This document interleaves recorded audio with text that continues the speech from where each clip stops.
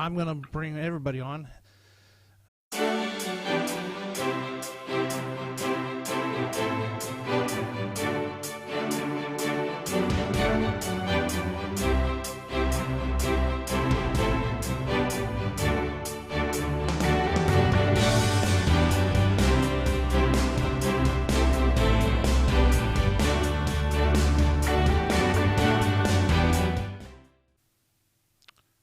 And we're going to bring over.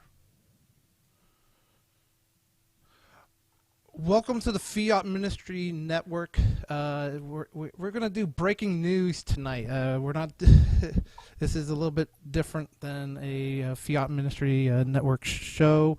I welcome Kyle and Jim to the show. We're breaking a really exciting news on. Well, everybody's breaking it now around the country for the March for Life. President Trump will actually be coming to the march and speaking in person. The other year, he was doing it. He was doing his speech from the White House, but now he will be actually in the crowd, speaking for hopefully thousands and thousands of people. But I just wanted to hear Kyle and Jim's thoughts on that. I'll bring up the article right now, but it's right here, and so it's on lifesitenews.com and all the other. I mean, it's all over the place. So lifenews.com is the one that I have, but it's on Fox News and every other news outlet now. Is really exciting where everything else is going on in the country with President Trump. He's actually doing his job, and promoting life is another just part of who he is as a president. Like John Jacobson, who does a show with Kyle, the most pro-life president. I heard that one time. He said that, and I keep that as, I mean, he is the most pro-life president. But Jim or Kyle, whoever wants to start, what are your thoughts of this coming up Friday? It's really exciting.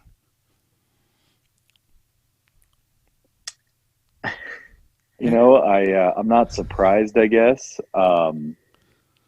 He's been kind of building towards doing something. President Trump's definitely got a flair for the dramatic, so I think each year he's gotten a little closer to this, and I think this is an issue that he actually speaks from the heart on. I would be surprised if he brings in anything that has to do with the impeachment at all. And in fact, I think it would actually be quite a negative if he did go towards the impeachment angle at all. So I think this is definitely a step in the right direction. The March for Life is perennially underreported on, and I think that the media can't ignore it if the president's there. So kudos to President Trump. Yeah. No. Yeah. Also of significance, he declared that day to be, I think it was like National Sanctity of Life, Human Life Day. So he's done something official as well in terms of taking this anniversary of the Roe v. Wade decision and flipping the script a little bit and turning it into more of a positive. And I think that that's a good sign. Had at least a few solid pro-life accomplishments on his record. I know I've had a lot of people try to challenge me and say, "Oh, what has he done? What is he? Name 3 things that he's done. Name 1 thing that he's done." And actually, I mean, with the reversal of the Mexico City policy right after he took office, the diversion of funds, taxpayer funds going to Planned Parenthood, and the nomination of conservative Supreme Court justices. I mean, those are really weighty things, and this just adds to the number of the amount of evidence that he has that he's a pro-life president. Yeah, Well, and it's funny to me, Jim, just how low that bar is to be the most. I think it is pretty undisputed now. He is the most pro-life president we've ever had. Yeah. But it's kind of sad how low that bar was to clear, and it'd be kind of nice to see, if someone challenges you, name 3 things he's done. Well, name 3 things any politician has done in this arena. That's true. That's true. And this is his first term. I can't imagine what more he might accomplish in the second term. Right, and I look at this as another accomplishment that you can add to that list is the United Nations was trying to make a right to an abortion something that needed to be codified into the regulations, and he stopped that. So good for him. I hadn't heard that. I didn't. Yeah. I don't know. It'll be interesting. I'm not a big believer in that overturning Roe v. Wade would actually end abortion in this country, because I think the actual decision you'd have to get after is the Planned Parenthood v. Casey one.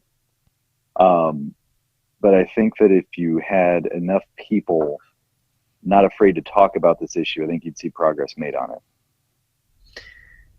Yeah, I mean, you got to kind of take the same approach that the left is taking on gun control, where you're trying to chip away at the edges and address the abuse, and starting with some of the extremes like late-term abortions. And I think he's done a good job in speaking out against that in particular. Yeah. Go ahead, Kyle. No. It's just one of those. As he's growing, he's learning. I mean, he's a business guy, and to go from where he was going from the 2016 and everything that he was doing to now, presidency is very, one of the most, a thing that you look up to as someone that you want to, and no one's perfect. Like we're not putting him as sainthood, and that's one I've heard that a lot of times. You can't, but he's doing stuff that actually matters to the masses. I mean, you're talking. I mean, if we ever went back to a different way of how we, voting for a president by a popular vote, it would not be worth any time to go all over the country like what they have to do. And the pockets of those locations are so, killing babies. They were clapping in New York about these abortion laws that were coming through, in Virginia and all these places that were just, so anti-life. And now we have someone that is on the top of, as the president, to be able to come out and hopefully the weather is good, so people will come out and really support him. I'm guessing you're gonna have to be there to probably tomorrow to get a spot. I've always wanted to go to that march in D.C. My father used to take a bus, every now and then from northwestern Indiana with a bunch of his work colleagues and go all the way up there. And I've never been there. I've never been to the one at DC. Have you guys been there? No. I know people that have, and it is something. I mean, hearing what goes on is pretty amazing. I know Missy DeConti, who is part of Fiat, and she's done shows with us, and she will get, on EWTN almost every year that they go up, they promote, herself and her company, and faithlifefamilywear.com, and she just thinks it's one of the best just things in the world to, be a part of, because there's so much love for life there. It's kind of like in the sense of what was going on. I know I'm drifting off, but with Virginia, with that, protest of guns, that was probably one of the most safest places that you could ever be. And sometimes in that kind of at the march, you feel like you are just part of with, just friends, even though you don't know any, other than your group or some people that you might run into. They're just family because they're, part of that understanding of life is important. And that's the thing. I just still don't get it. I mean, I've always been told, you can't explain it. You don't want to, even go part of understanding why people want to, kill a human being, like why that happens. It's just part of what, I mean, either in a sense of rape or whatever, that they can't afford it, and all these terms that you hear from people that don't mean anything, other than they're just a easy way out. Like my wife, we were talking one time, and she made it so clear to me, and of the rape, because that's like maybe like 3% or something. I don't know if that's still less than 2. Less than 2 now. It's pretty much always been less than 2, and that's with incense included. And unfortunately, those tend to be, I think, right around 100% overlap. Unfortunately. So from some, I always tend to do this because it's sort of my backgrounds, but just from a biological, logical reasoning perspective on the rape and incest clause, if you will, I never really understood. I mean, I understand the pain and anguish that adds to the calculus there with that whole situation, but it seems to me the rock bottom is this life or is this not life? Because if you've got someone who is a product of rape or incest, who's a 11-year-old sitting right in front of you, you wouldn't have the same kind of ethical considerations about whether or not their life is worth living, or they can't speak for themselves. There's people that have been products of rape or incest that have gone on to be great people, and their life is not, I know I'm speaking to the choir here, but whenever people use the rape and incest clause, it just doesn't, you'd almost have a better argument with me if you were to say, I don't think that, a fertilized egg has been enshrined with a soul until week 7.5. That almost has a better basis for reason for me that to argue with than the rape and incest clause, because then it just is reduced to a matter of, do I want this life or not, or this life is a reminder to me of my hurt. So I know that sounds harsh probably to someone who's been a victim of rape or incest, but I can't help but scratch my head every time I hear that reasoning. Jim, I think you can make it even an easier argument than that, is that typically when someone's making that argument at you, and it's always at you, it's never let us reason together. It's what about rape and incest, right? Right. I have found it to be very effective in those discussions to say, okay, without granting that premise, if you give me that sub 2%, if you give me the rest of the abortions, I'll give you those 2%. And yeah, the whole leaving, without it, because what they're doing with you're not leaving something on the table, because what they're trying to do with that argument is, this is the most vulnerable, painful thing you can imagine someone going through. And they're trying to create that red herring of displacing the argument into that experience, as opposed to that there's 2 lives here. There's the mother and the child's life. And it's almost, I've had this discussion probably 1,000 times now, like literally. And anytime that rape and incest has gotten brought up, it's always as well, yeah, but what about them? It's a whataboutism tactic. Right. To get you off of your talking points or your it seems to come up, especially when if you don't get mad, if you don't say, well, people who have abortions should go to jail or anything like that. I don't think. I think that people who have these arguments typically expect you to be kind of a monster of a human being because you don't have any empathy for this mother. Right. And then when you do come off as, not this monstrous, terrible person, right, they want you to go back and being the caricature that they imagine you as. So they take you to the most extreme they can. And isn't that the way it is with most things nowadays? If you were to debate anything, especially with the left, in my opinion, it's, you can't speak about the topic of affirmative action because you're a white male. So your opinion is null and void before you even enter. You're cast as evil from the outset. So somehow your argument, no matter what it is discounted or diluted 20% right from the get-go.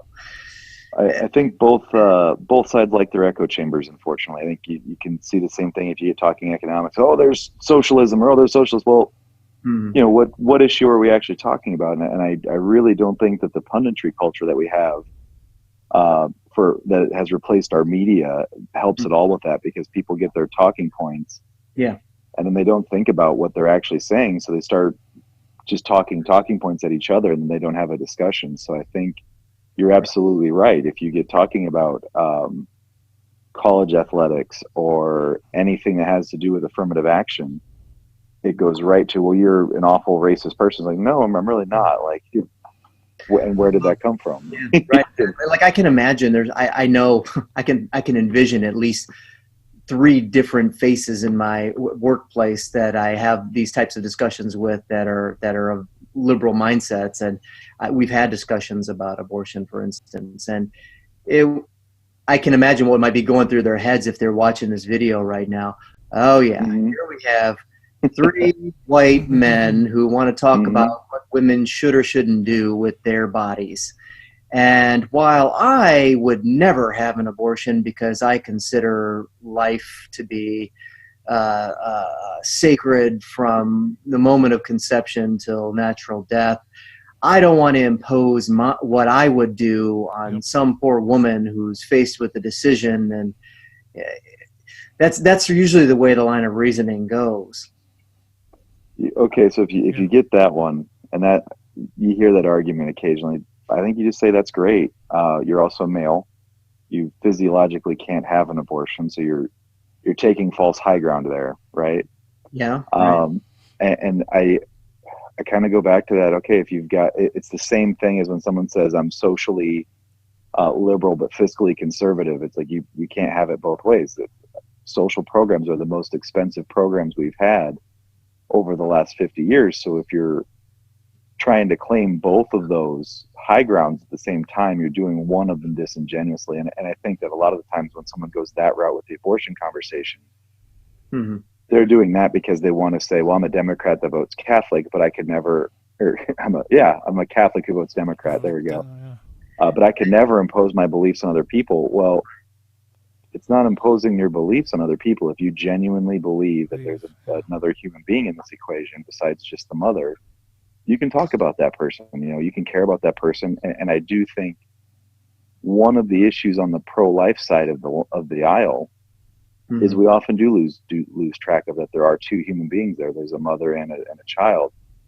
And unfortunately, if there is only one human being left after a transaction happens, we still got to take care of that person. And I think that that's a way that you can kind of also respond to people say, well, I would never do it, but I wouldn't impose on other people's rights to do it. Well, what if they didn't have that right then where are you at with that? And if it's, if it's government giving you that right, you can look at this just from the natural argument, the natural endangerment argument, right? That it's no fault of that individual. If you believe that's a human being, which I think all 3 of us would agree, there's 2 people in this equation. You don't have the right to put someone on the edge of a cliff and walk away, right? If you are the reason someone's life is in danger, you do have a legal, ethical, moral obligation to help them. And outside of that rape and incest 2%, you have put another human being's life in danger going into an abortion clinic. So That's why I wish President Trump would, you know, do something like take the taxpayer funds to Planned Parenthood and make an announcement. I'm going to take that money and I'm going to plug it into pregnancy resource centers, PRCs, around the country, like Bella Vita, that support women that are in situations like that. And also to cancel out the whole argument. Well, you seem to care about babies when they're in the womb, but not born. That whole thing, which is nonsense. So I don't remember what the percentage was, Jim, but there is a very high percent of abortions occur because a man drug a woman by the wrist, whether they were their father, their boyfriend, their husband, their uncle, but they took them to an abortion clinic by the hand or threatened to leave them. And how is that a right to choose? I mean, that is that's their definition of a patriarchy, right? Is that you are telling a woman what to do with her body, and what she is going to do is remove this other human being from it. All the more reason why pregnancy resource centers would probably be something that could be supported on both sides of the aisle. So, I mean, how could even a Democrat argue against funding going, to PRCs? So, Jim, a good friend of mine told me the other day, and I think she's absolutely right about this, is that it's not we have to get the focus off of abortion. It's about conception. It's not about abortion. Yeah. And until you can get the pro-life movement away from being an anti-abortion movement, I don't think you're ever going to get the other side to meet you in that. Because I think you're absolutely right. I think people would be much more amenable to a life-based message on both sides. Yeah. If we could make it about, life instead of about arguing over how much money goes to abortion clinics and how much, what good are provided there, if any, that kind of thing. So I don't know. Maybe that's kind of been my way of trying to look at this issue now. I agree with you from a strategy perspective in terms of how to get there. It's got to be baby steps. It's got to be, we all want to get the high ground on each other, but frequently the March for Life is a great way to start. Right. Yeah. Well, so, I mean, I always, when getting back to my wife, and those were great comments, and I just always think where someone is going in with their, like, saying, the either husband or boyfriend or whatever happened is, basically it's an easy way out. Like, she basically was given the way for the father an easy way out with any kind of rape or incest or whatever. It's just an easy way out for the father to get away from a situation that should be taken care of in some way. I mean, it doesn't adoption or well, that's a good point, Kent, because I go back to what we were talking about. Oh, well, here's three men. Let's listen to their opinion about what to do with my body. But really, when you think about it, it's men not taking accountability and not wanting, to take responsibility for their actions, putting women in situations like this and cheapening sex and cheapening, relationships to the point where women are more disposable, to us. And it's just this whole attitude of, it's sex being separated from procreation in the way it has. And I think that's why the Catholic Church is so against birth control, because it causes that disintegration. And yeah, so it's all. Jim, you're absolutely right. If you want to fight the patriarchy, make men be fathers again. Make men commit to family. There's one group of people that can do that, and until I think women step up to that plate and say, "Hey, no, we deserve better men than this," they're not going to get them. I was once debating with a colleague, and we were in a business trip in China, and we were talking about the Colin Kaepernick situation and kneeling for the anthem and things like that. And somehow after a couple drinks that devolved into my white privilege and I just don't understand, and I'm a racist and things like that, and you don't understand what's facing the black community. And I don't know how we got onto another tangent. It was like we talked about remember the Million Man March? Yeah. I don't know if you remember that. You guys might not be old enough for that. Okay. I guess I'm the oldest one here. So if you ever Wikipedia, Google search that or whatever, it was black men marching in Washington, and it was calling on men in the African American community to become stronger fathers and take more of like a fathership role, take that back into their families. And it was called the Million Man March primarily because of that. That's how it got started. But that's the only time I've ever heard of anybody getting together as men and saying, this has got to change. This has to be done differently.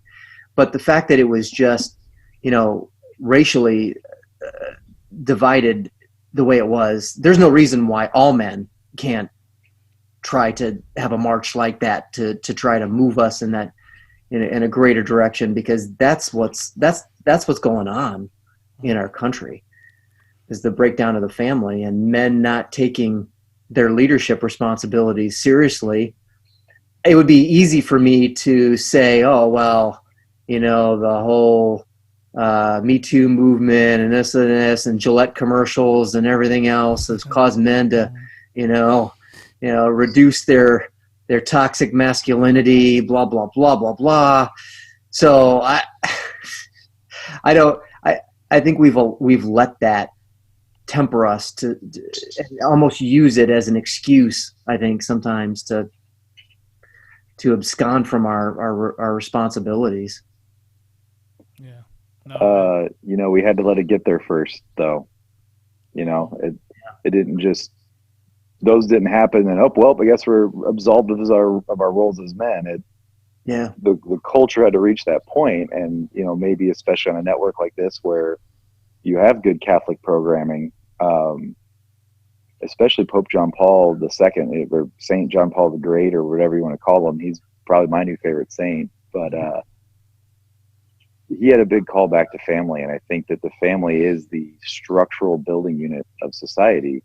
Mm-hmm. And until you have that unit back together again, or make it the foundation of the society again, you're going to continue to have these cultural clashes where neither, your friend who's asking you all these questions or telling you all these terrible things about yourself, interrupt them with some questions. Okay, like, what makes you think that, or how do you?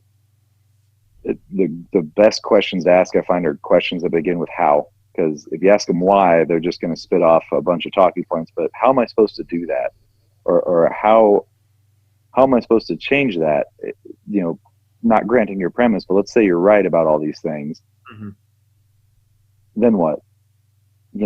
How does that change? How should society change? And a lot of times people are just throwing talking points they've heard at you because they think, check the box, check the box, check the box. Mm-hmm. All of these qualities equal this type of person. Well, I'm not that type of person. And I don't have to prove that to you. I think that's the other thing that especially Republicans play the game wrong. They play the game by saying, I'm not a racist. When did you stop beating your wife question, right? That seems to get every Republican. I'm not a racist. Don't call me a racist, right? Well, show them. Yeah. You're never going to tell someone who believes that you're this awful white privileged racist person that you're not any of those things unless you just ask them some questions and get them to talk. And I think that abortion is very much an issue that has that same thing, is that if you're anti-abortion, you're anti-woman. And I think that's just patently false. It's right. I'm genuinely pro-life. I believe that there's a mother there, there's a child there, and hopefully you can keep both of those people alive long enough to where cooler heads prevail and adoption is an option, or maybe a father steps up to the plate and there's a new family that's starting, or people who can't have kids. Those are the people that I think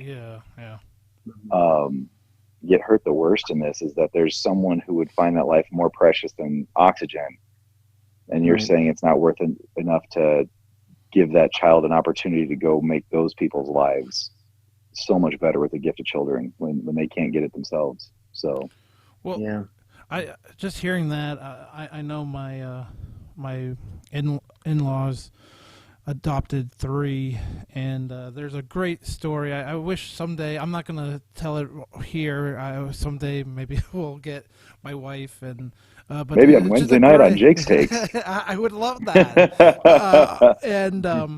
But it's just a very, I mean, just hearing it from my father-in-law, hearing what my wife did back when she was very young, and wondering about having a larger family, and it got to me. Like I was hearing it from my father-in-law and seeing my wife right there, and he was getting touched. I was like, it was just like, and it was just a great conversation one night that we had over at her parents' house, and I just I think about people like that will adopt, or like you were saying, Kyle, that can't have children, that would take that life in an instant, and and I've heard like there's paperwork and stuff that I was there's a lot of paperwork at times, and trying to get everything to match up so you can actually have the adoption and all that, but people will put the effort into. I mean, I know my in-laws did, and I know many others do, and so yeah. Well, I wonder, just to switch topics just for a second. Yeah. Do any of you happen to know, prior to Roe v. Wade, what would happen to people that had an abortion? I mean, under the law, or physicians that performed an abortion, were they jailed? Were women like put in prison for having them? And I'm trying to, okay, say we get what we want and Roe v. Wade is overturned. I just like the gun debate. I'm a firm believer that you can't legislate out evil out of people. You can't legislate good into people.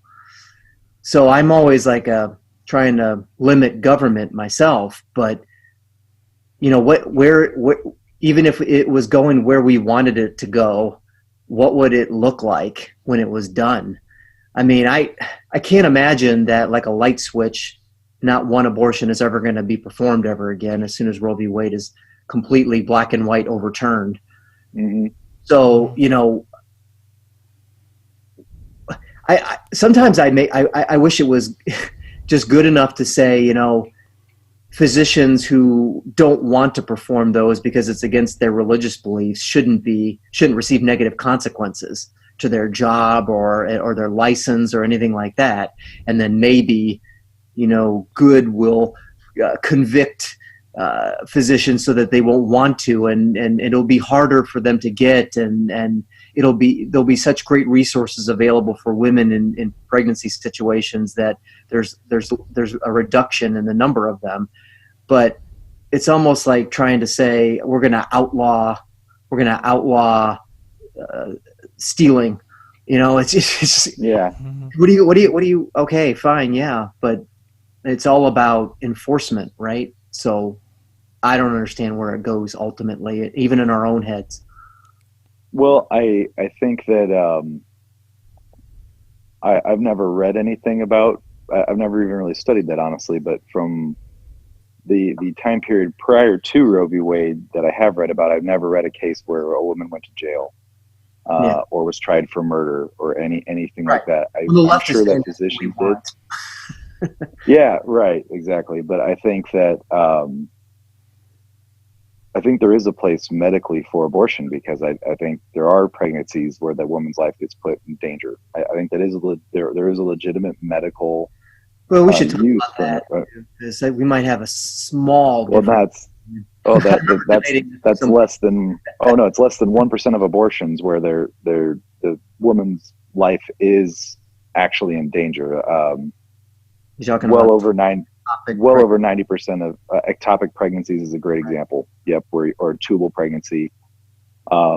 Procedures where it's the exact same procedure to have a life-threatening abortion, but the woman's life is literally at risk. There's if that pregnancy were to continue.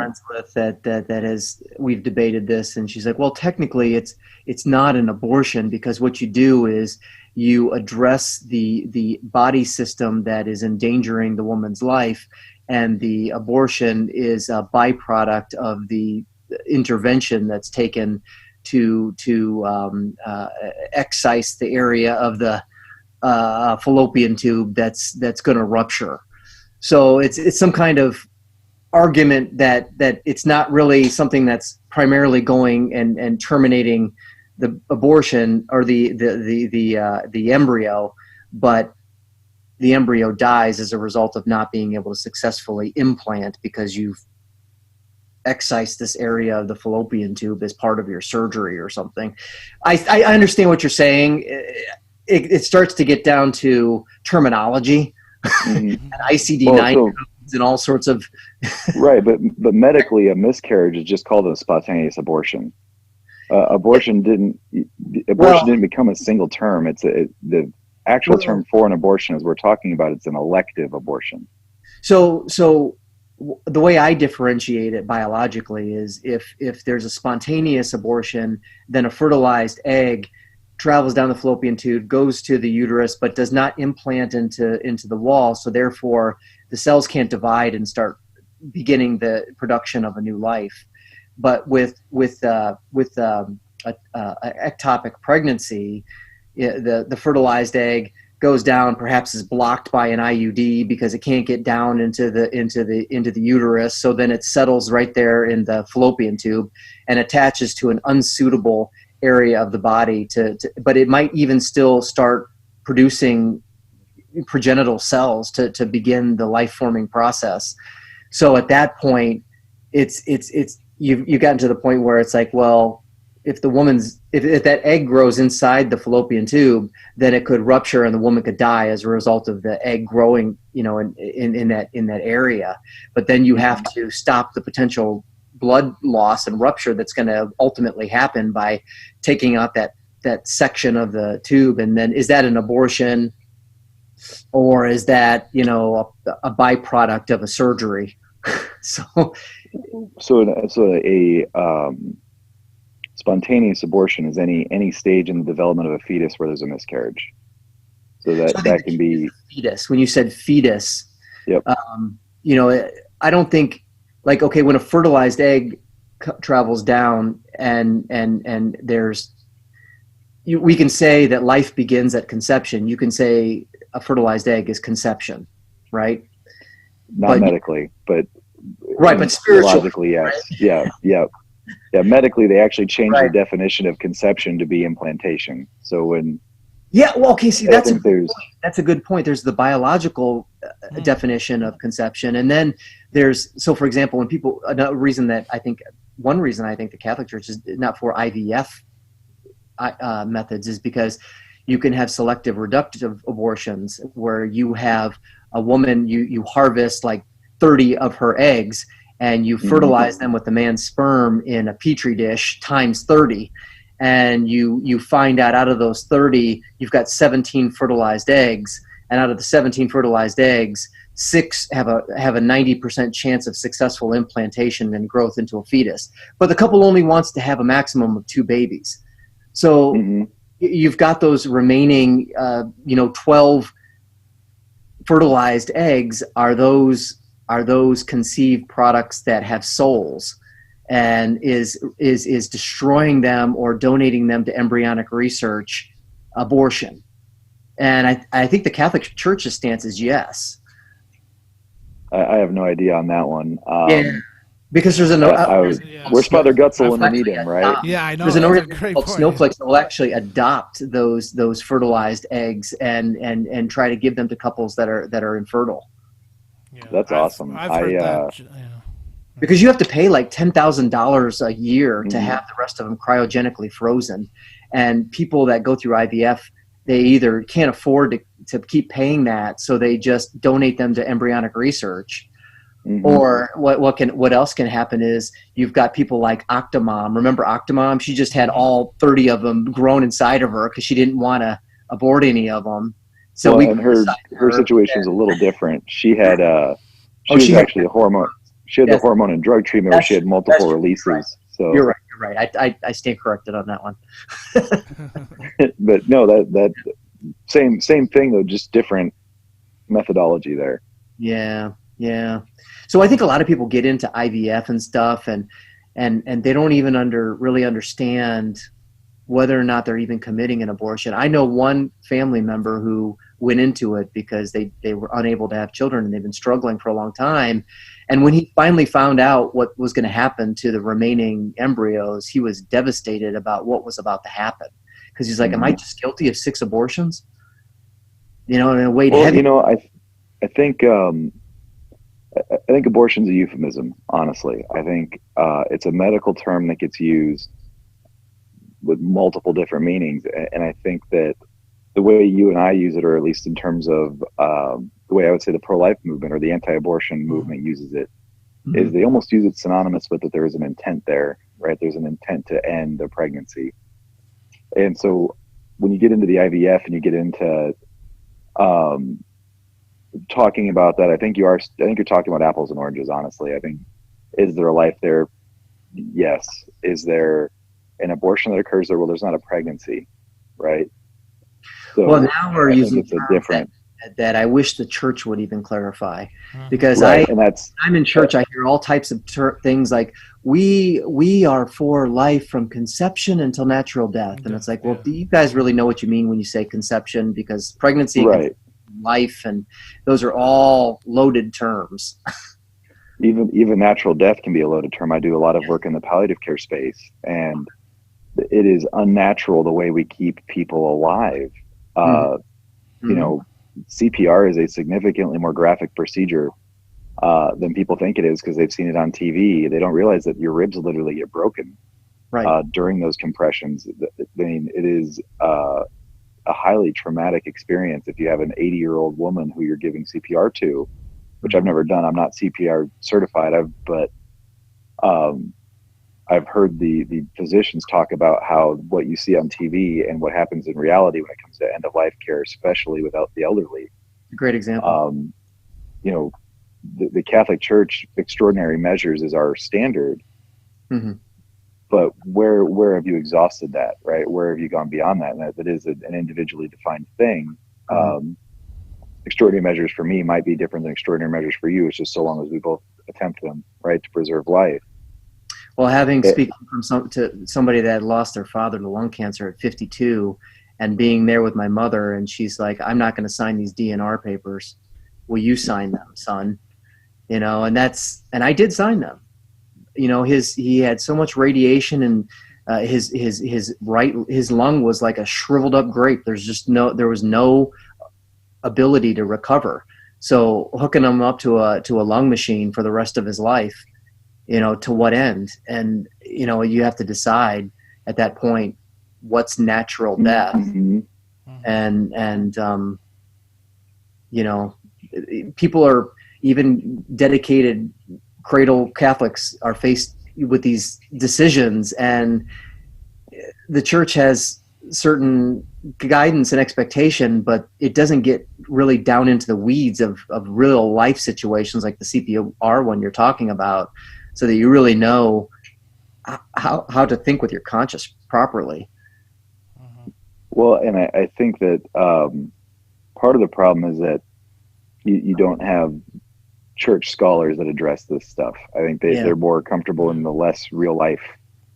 And when I say real life, I mean, you know, natural fertilization to end of life. I mean, if you wanted to be technical about this, I think that's a more accurate statement than conception to natural death, right? Because medically, conception became implantation, and as Catholics, we believe that life begins upstream from that, even, which is the fertilization of an egg. So I don't know. Maybe that's something that the Vatican II empowered the laity. Maybe that's something we're supposed to do is um, assist the church in creating. How does this discourse go? Because science has so vastly outpaced Yeah. Where we're at as on the teachings of this, that I think it's easy to see where people would get sidetracked with this if they haven't researched it or haven't experienced it. Yeah. And because platitudes are easy, right? And I'm finding it difficult, even for the three of us to, solidly, make a foundation here.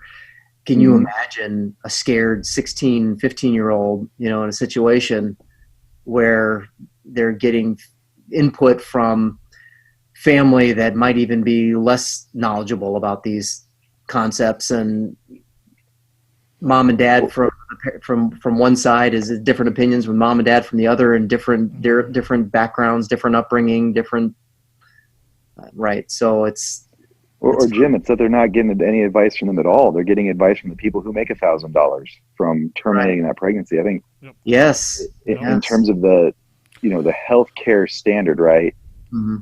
The Hippocratic Oath used to have, I will not perform an abortion or euthanize a patient. That used to be part of the Hippocratic Oath that physicians took. Oh. It's since been removed, but it goes directly against your charge as a physician to perform an abortion. And it used to go against your oath. Mm-hmm. But Planned Parenthood doesn't talk about adoption. Planned Parenthood does not talk about, Planned Parenthood, for us being three middle-class white guys, we have performed as many mammograms as Planned Parenthood has nationally. The three of us sitting here. Right. And I'm assuming that number is zero, unless either of you guys work in healthcare, in which case maybe it's one or two. But they outsource it. They outsource it, and they try to make it something that they do on site. Yeah, exactly. So they're not financially vested or interested in reducing the number of abortions. That's how they make their money. No, and they're advising, like you said, young, scared women. Yep. And they're not little girls at 15, and now they're 16, in our classrooms. 20, now 25. Teaching those girls in health class. Right. And I think there's merit in the argument that the reduction in abortions that can be directly tied to teaching contraceptives, I think that we can celebrate that. I think it would be disingenuous to say, no, like those babies should have still died because we shouldn't have been teaching birth control. I think it's a both and, right? We should be teaching, to treat your human body with respect and dignity. But if their teaching is preventing abortions, which is their mission is to perform abortions, if they're preventing them through educational efforts, I think that's the thing that you can say, hey, that's awesome that you can tie a reduction in abortions to that sexual education, but here's a better way. Teach them about natural family planning, teach them about adoptive services. It does. I think that you can take almost a Paul with the Gentiles approach, right? That's great. You guys are doing that, but there's a cubby hole over there of the unknown God. And that's the one that you guys should be worshiping. It's not the rest of them. It's fantastic that you guys are all great people because you worship these other gods, but the one you should be worshiping is the one that's been there the whole time. And is the one that actually exists. And I think you can analogize, if you will, that it is great that there's been a reduction in abortions because that's the overall goal, right? Saving lives. Mm-hmm. Well, there's a better way. There's also something we need to consider, in my opinion, is the health of the soul of the person getting this instruction, because as far as the Catholic Church teaches use of birth control, correct me if I'm wrong, but you could go to hell just as fast for utilization of birth control as you could for having an abortion or missing mass on Sunday. I'm not going to go with the go to hell part because I don't know, but you're right that it is. Do you want to teach that? No, you're right. It is something about a millstone. Right, exactly. I guess when I've had those discussions, I look at it as, if they're not Catholic or they're not subscribed to Catholic. I think it's a lot easier to hear our message if you're not pregnant, or if your world's on fire. It's a lot harder to hear the quiet voice of God speaking to you, or to talk about respecting your body, or respecting other people's bodies. If you're already if you're already on the having to contemplate an abortion decision. So I think if the person's not Catholic, especially if the person's not Catholic or not putting up is not subscribed to what we're trying to teach them, I think it's a lot easier to hear what we're trying to teach them, or what the church is trying to teach them, if they're not already pregnant. And I might be wrong about that, but I think that again, that there's that. I get your angle. I wonder about me sending my Catholic children to public school and having to have them exposed to a teaching that's contrary to my own. What kind of business do they have even bringing up the subject? What an opportunity, though, Jim. Think of it this way: equip your daughters and your sons. I don't know who your kids are. I just met you tonight. But I'm an empty nester. Okay. Well, okay. So let's say you had hypothetical children. Okay. Kent's got. I have some experience. I do. Yeah. I have 4. But what an opportunity to equip them with. Here's what you're going to be told at school.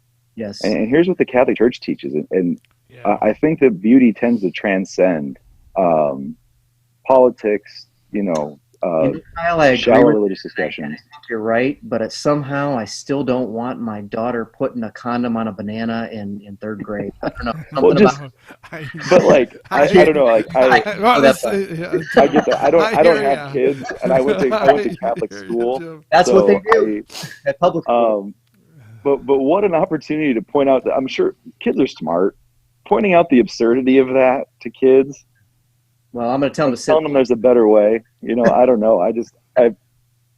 I'm sending my kids someday to Catholic school, or I'm homeschooling. Like, I'm pretty sure. Like, yes, I would have to find a significant other that is okay with both of those things, because that's probably happening. But I homeschool too, because it just got too, the curricula was becoming too politicized. It wasn't even a spiritual thing. It was a politics thing that was just starting to get out of hand and out of control. So, there's another, and this is a great example, the way that the Jews defeated their enslavements was always generationally. They just had bigger generations than the Egyptians, the Babylonians, because I do think that when you get into, when the family is not your cornerstone of a society anymore, you don't have replacement levels of children. And then societies that are having stable replacement or replacement plus generations of children, it's a numbers game. It's just math, right? Like, if you are out peopling your oppressors, or you're out peopling your opponents, there's going to be more of you. There's going to be more solid family units of yours, and there are the other people. And I'm hoping that go forth and multiply, Catholic men, and raise these soldiers, so that we can spread our influence.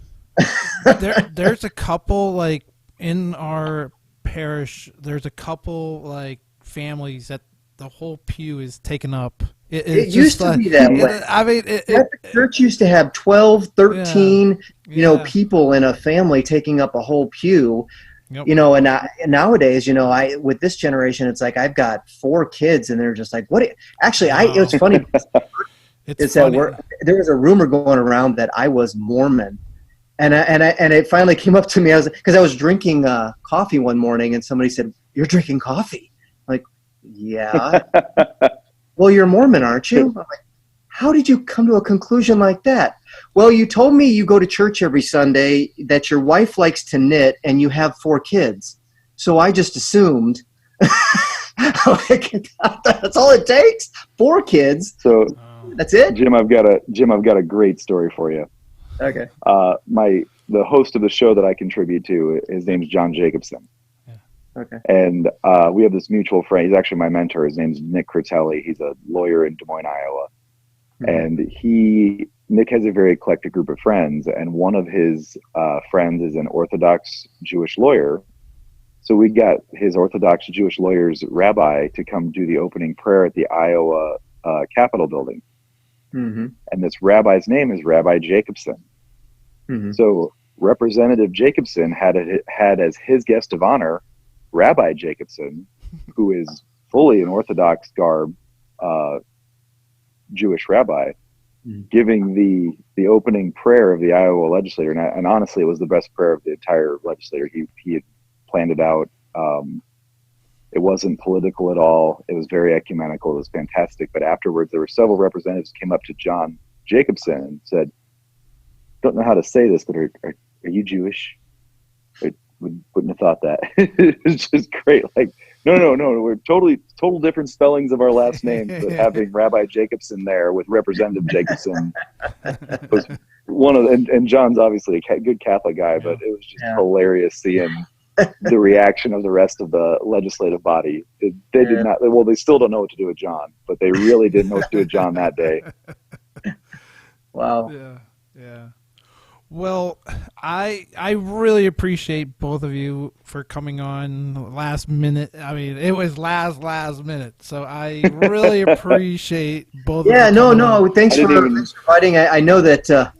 Yeah. Didn't even change out of my German university sweater. Oh, okay. Sweatshirt. So. Yeah, no, I know we got off a little bit of in a little down the rabbit hole a little bit on this topic. But it was a great. But you know what?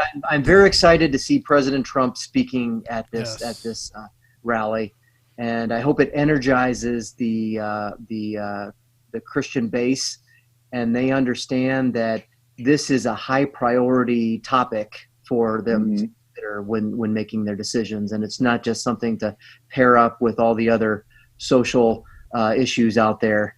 Or even economic issues. This is the penultimate dilemma, I think, my opinion. Well, it's the second greatest dilemma. No, the penultimate one, the ultimate one, biggest one. Ultimate. There you go. Penultimate's the second. Oh, is it? Yeah, penultimate's the one before the ultimate. Oh, all right. It is the most important issue. Okay, I thought you were going to put another one up there. Like I was like waiting, like, oh, what is this is second biggest. What's the biggest? So, I wanted to know. Well, I really appreciate both of you. It's I mean, wow. And I just am really excited about, like both of you said, about President Trump actually in person, showing up to the march, and it's going to be a rally. I mean, it's going to be. I hope he turns it into it. I hope he doesn't. I really hope he keeps it. Yeah. Well, I hope he does, but I hope he keeps it focused on pro-life rather than going into impeachment and stuff. I could go for that as long as he doesn't do a usual Trump. If he can take the Trump rally. And maybe this is what you mean, is he could take the Trump rally and keep it exclusively focused on the issue at hand. No, that's okay, I'm all in. I would like that. Yeah, I like that. Yeah, that would be fantastic. Better wording. Let's pray for that. Yeah, and again, the Fiat Ministry Network will be airing simulcasting the March for Life stream of President Trump, and the whole march will tie into with EWTN and for a little bit, but we're really excited about everything that's going to happen Friday and continue. I mean, we just gotta, I think Kyle, at what point does, is this going to be an end to, Roe versus Wade? I don't, it could be past our lifetime of anything happening, but at least there's someone in the Oval Office that's at least taking the opportunity to say and make a point to thousands out there and hopefully millions that are watching around the country that life matters, and that's a start. That's a good start. Like Jim said, it's a good incremental step. Jim, it was fantastic to meet you tonight and having a conversation. Yeah. Great conversation. Thank you. Would you mind just leading the three of us in prayer to close us out? I think that would be a good way to end our conversation here. Thank you. Sure, gladly. In the name of the Father, and the Son, and the Holy Spirit. Amen. Dear Lord, Father, thank you for this discussion tonight and for guiding us with your Holy Spirit on this very important topic. Please send your Holy Spirit down upon our president when he speaks, such that he will move people in the direction of your will, and that your will be done through him, through our leader, and affect the greater culture here in the U.S. about and have a good perspective and strategy on how to reduce abortion. We pray that St. Joseph, that you inspire us as fathers, and you inspire all fathers in America to take our responsibilities seriously and protect women, and to safeguard them when they're in situations where you have blessed us with a new life and a new soul. Thank you for having this opportunity to pray and discuss things with Kyle for the first time, and for connecting us, and for helping us for helping Kent to master this media and perfect it, so that we can get your message out there and fulfill our obligation for evangelization. We ask this in Jesus' name. Amen. Amen. Amen. The Father, the Son, the Holy Spirit. Amen. Thank you, guys. I really appreciate it. And we'll be on tomorrow night for the Fiat Ministry show. And also, it's a great guest. We're going to be talking basically back to the family, and bringing up just the family and his ministry, and we'll work with doing the March for Life on Friday. There's going to be a couple times that we'll probably take a break, but President Trump's will stay on, and then the march will let any comments come in. We'll be sharing them, and I just want to thank the March for Life and also EWTN. We did the before everybody started simulcasting the march. We got a great turnout of viewership a couple of years ago, and hopefully you'll turn out. Support us. It's free. Click that subscribe button on YouTube. Like us on Facebook. Please support us in that way. If we can build this as much as we can to share to as many people out there, to evangelize, just like a beautiful prayer that Jim just did. But again, we'll be back in the next couple days, and until then, God bless and good night.